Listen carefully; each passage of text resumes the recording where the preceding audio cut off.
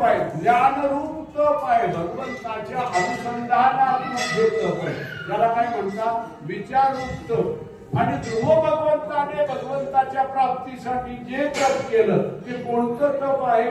अनुष्ठानात्मक तप आहे. ध्रुव बाळ 5 वर्षाचा एकांगुष्ट तप कर, एका पायावर उभा राहिला, हे त्याचं विचार रूप तप आहे का अनुष्ठानात्मक तप आहे? पहिल्या महिन्यामध्ये काय फळ खाली 3 दिवसाने, दुसऱ्या महिन्यामध्ये पाणी का घोड घेतला 6 दिवसाला, तिसऱ्या महिन्यामध्ये 9 दिवसाला वाळलेली झाडाची पानं, अशा प्रकारे अन्नाचाही पुढे त्याग केला. हे अन्न खाल्लं ना, अन्नाचा त्याग केला, हे ध्रुव बाळाकडून घडलेलं विचाररूप तप आहे का अनुष्ठानात्मक? हृदयामध्ये भगवंताला धारण करून 5वा महिना काढला, हे देखील काय आहे? क्रियाच आहे, हे अनुष्ठानात्मक तप आहे. आणि असं अनुष्ठानात्मक तप केल्यानंतर भगवान त्याला प्रसन्न झाले, भगवंताने लोकांना आढळपत दिलं. हे कसं आहे? अनुष्ठानात्मक हे तपच आहे. म्हणून कृतयुगातल्या लोकांनी तप करावं, तप हा त्यांचा धर्म आहे. पुढं ज्ञान त्रेतायुगे स्मृतम, त्रेतायुगातल्या लोकांसाठी भगवंताची प्राप्ती होण्यासाठी ज्ञान हा काय आहे? धर्म. आता बघा, दशरथाच्या सूर्यवंशामध्ये भगवान रामराया अवतरित झाले. अवतरित झाल्यानंतर काळानंतर सद्गुरू वशिष्ठ ऋषींच्या आश्रमामध्ये गेले. वशिष्ठ ऋषींनी त्यांना ज्ञानाचा उपदेश केला. रामरायाने तो ज्ञानाचा उपदेश ऐकला आणि त्या उपदेशातून योग वासिष्ठ नावाचा एवढा मोठा 2 खंडात्मक ग्रंथ तयार झाला. आता सांगा, भगवान रामरायाने वशिष्ठांच्या आश्रमात जावं, वशिष्ठांनी त्यांना उपदेश करावा, तो उपदेश रामरायाने ऐकावा आणि तो ऐकल्यानंतर योग वासिष्ठ नावाचा असा मोठा ग्रंथ व्हावा. आता भगवान रामरायांना वशिष्ठाच्या पायापाशी जाऊन तिथं ज्ञान श्रवण करण्याची गरजच काय? अहो, जे स्वतः ब्रह्म आहे, या सर्वज्ञ, हा सर्व काय जाणणारा आणि सर्वज्ञ आहे, त्याला काय ऐकायची गरज? पण त्रेतायुगाचा धर्म ज्ञान आहे ना, म्हणून वशिष्ठांच्या पायी जाऊन ज्ञान ऐकून मी कशा प्रकारे ज्ञान संपादन केलं, योग वासिष्ठ ग्रंथ जगाला कसा प्राप्त झाला हे दाखवायचं होतं. म्हणून त्यांना तिथं जाऊन ते ज्ञान श्रवण करावं लागलं. म्हणून त्रेतायुगामध्ये भगवंताची प्राप्ती करण्यासाठी धर्म कोणता?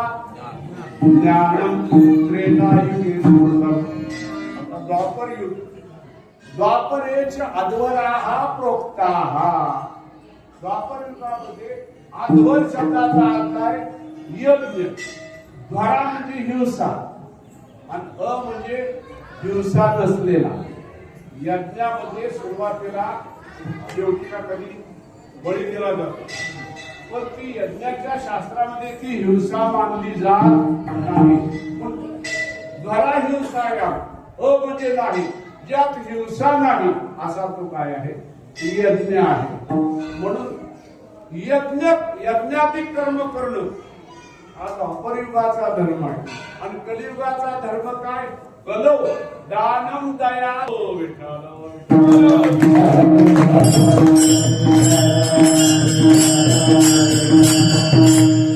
कशासाठी सांगावं लागलं? कलियुगाचा 3 प्रकारचा कलियुगामध्ये धर्म सांगितलेला आहे. दान करणे, दया करणे आणि दमन करणे, असं 3. त्याच्यामध्ये आपण जे दया म्हणून जे बोलतोय तेथे देवाची वस्ती, दया आला की नाही? महाराज, ही उपनिषदात पण आलेली कथा आहे, आपल्याला सर्वांना माहित आहे. थोडक्यात सांगतो, त्याच्यापूर्वी आपण असं करू, पांडुरंगाचं भजन करू.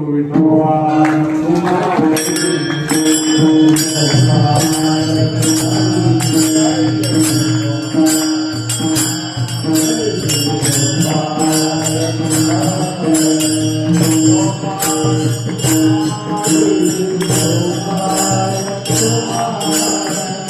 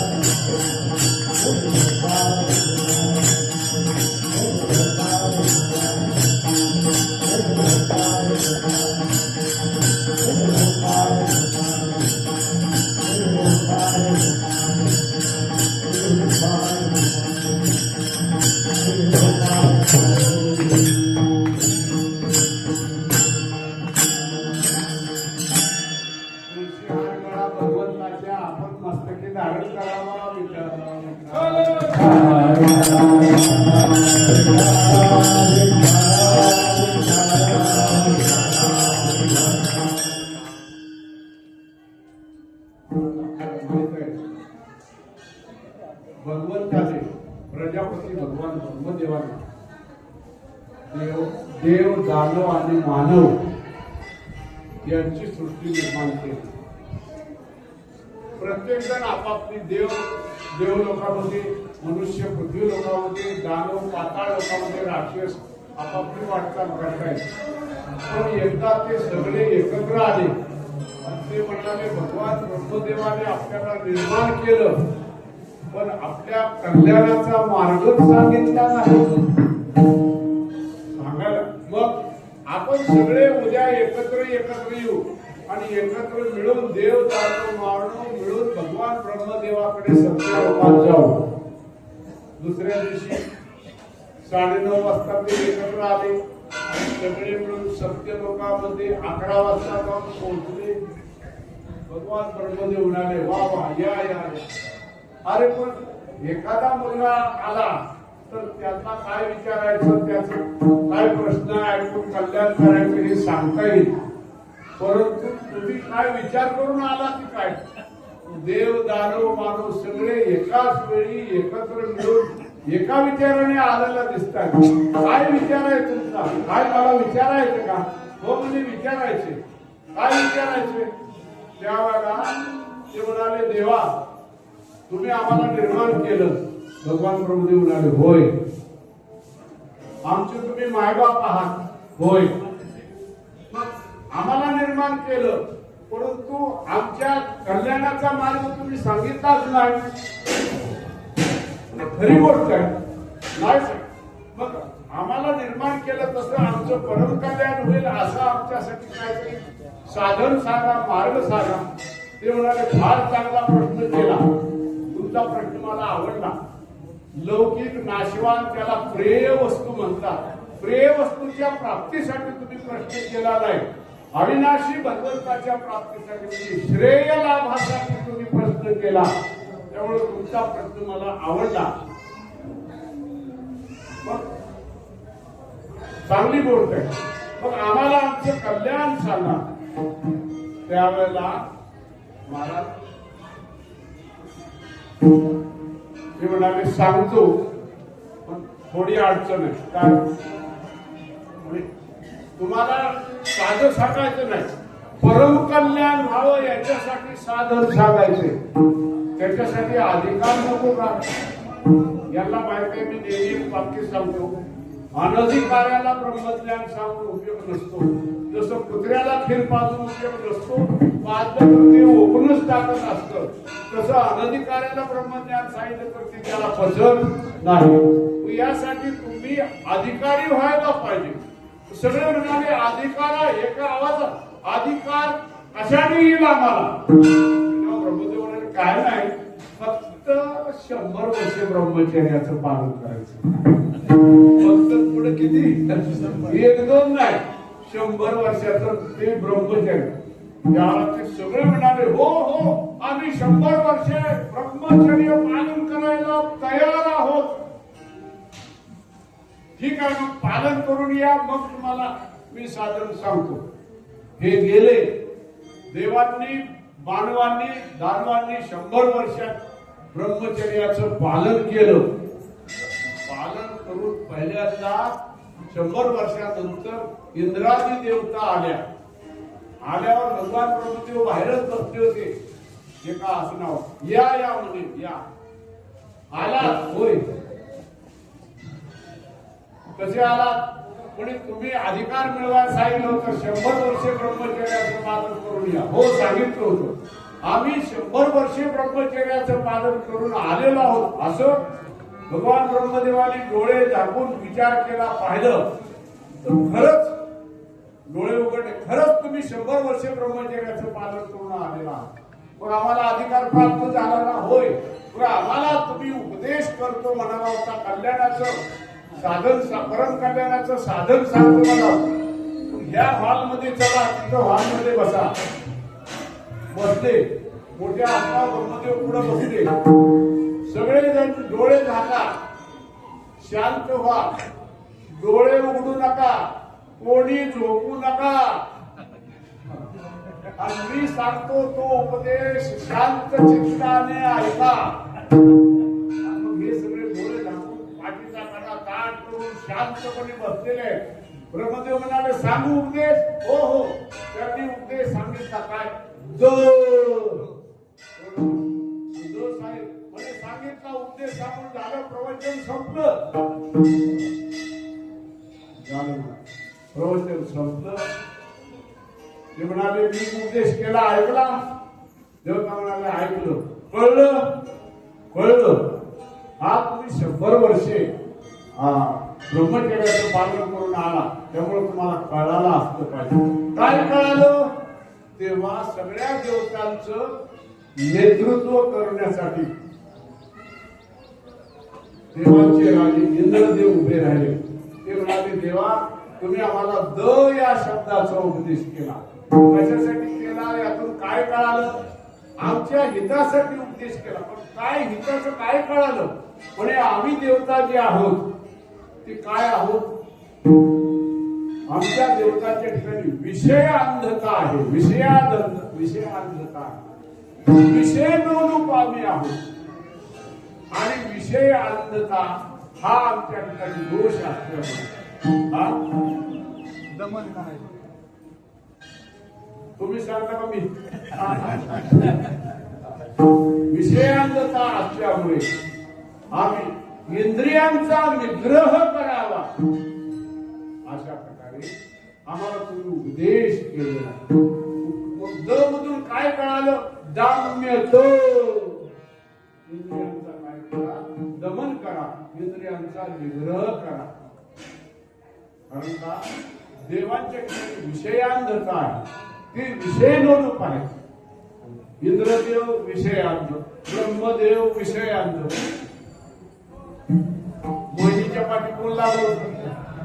सगळ्यात आढावा घ्यायला नको, एवढेच मोहिनीच्याकडे जायला नको. असो, तो विषयांधता हा दोष भगवत प्राप्ती होऊ देत नाही. तो जाण्यासाठी इंद्रिय मोकाट आहेत, त्यांचं काय झालं पाहिजे? प्रमाण म्हणू का?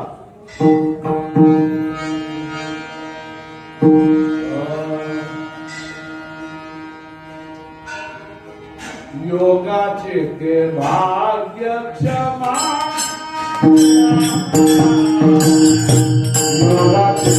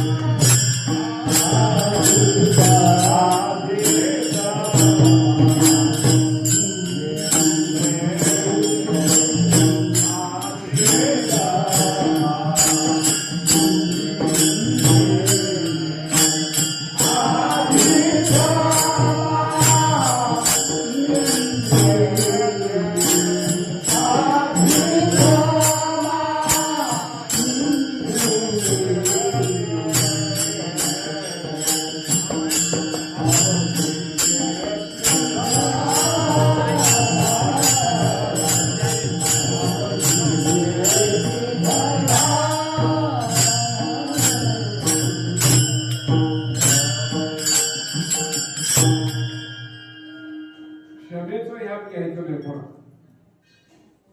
योगाचे ते भाग्य क्षमा पुढचं अवघी दमा इंद्रिय आधी दमा इंद्रिय इंद्रियांचं दमन करणं हे देवदूतांच्यासाठी काय केलेला उपदेश केलेला आहे.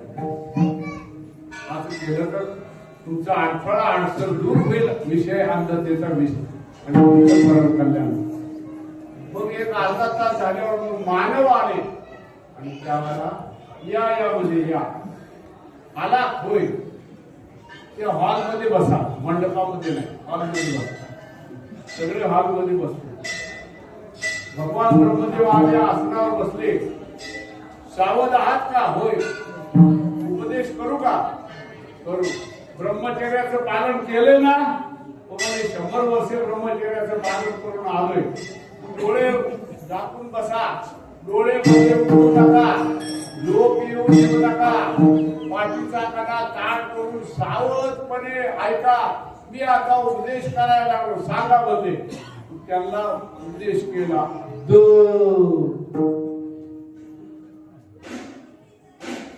झालं म्हणजे प्रवचन. हो म्हणे झालं. कळलं का? हो म्हणे कळलं. काय कळलं सांगा. मग सगळ्या मानवाचं प्रतिनिधित्व घेऊन कश्यप ऋषी उभा राहिला. ते म्हणाले देवा किती चांगला उपदेश केला. काय तुम्हाला कळलं? आम्हा मानवाच्या भगवत प्राप्तीसाठी एक अडसर आहे. कोणता? कृपणता हा अडसर आहे.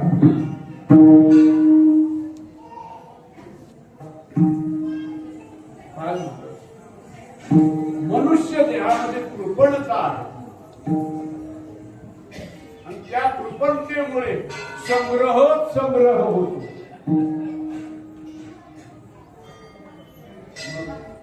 हा संग्रह झालेल्या वस्तू लोकांना वाटल्या पाहिजे का नाही? कृपणता असेल तर दान होतच नाही. संग्रह वाढत जातो. कृपणता हा तुम्हाला अडसर आहे. मनुष्य कृपण असता की त्याचा संग्रह वाढतो. तुम्हाला कोणीतरी 1 किलो तांदूळ दिले ते घेऊन आला. ते तुम्ही जेवढं लागतं तेवढे शिजवता का 101 किलो शिजवता? जेवढं बाकीची शिल्लक ठेवता की नाही? आज उद्या होईल, परवा होईल, तेव्हा होईल. ठेवलं का नाही? तेल पहिला पुढे जर 1 पेंडी टाकली, 2 पेंड्या टाकल्या, बैल म्हणतो काय? उद्याला ठेवू, परवाला ठेवू असं म्हणतो का? ते सगळं काय करतो? खाऊन टाकतो. तो संग्रह करत नाही. पण माणसाचं कसं आहे? त्याच्या ठिकाणी कृपणता असल्यामुळे कुणीतरी तुम्हाला बापू 2 नवीन धोतराची जोडी दिली. हे माझं वापरावर का? पहिली धोतर जोडी फाटल्याशिवाय ती वापरायला सुरुवात करताना लगेच सुरुवात करतात. याचा अर्थ काय? संग्रह वृत्ती पण आहे, कृपणता पण आहे. महाराज कृपणता जे आहे, कुणी एखादा आला मला एखादं धोतर असलं तर द्यावं असून नाही म्हणतो आम्ही. आता 2 धोतर नवीन मिळाले, एखादं द्यायला काय हरकत आहे? अंगावर एक आहे तर थोडीचं दुसरं एक आहे, पण देत नाही महाराज. ही कृपणता जी आहे, ती कृपणता जाऊन आपल्याजवळ जे साठलेलं आहे ते दान केलं पाहिजे. दान देण्यात तुमचं काय आहे? परम कल्याण आहे. हा मानवाला उपदेश केलेला आहे. आणि त्याच्यानंतर थोड्या वेळाने असुर राक्षस आले. परमगुरु मामासाहेब कीर्तनाला चालला सुरुवातीला, पण मध्ये काय म्हणायचे नाही, कारण का रागदारी त्यांच्याकडे तिथं त्यांचं जमत. ते म्हणायचे आम्ही असुर आहोत, असुर आहोत. म्हणजे सुराचा नाद म्हणजे नाही, सुराचा नादचा संबंध येत नाही, असुर आहोत.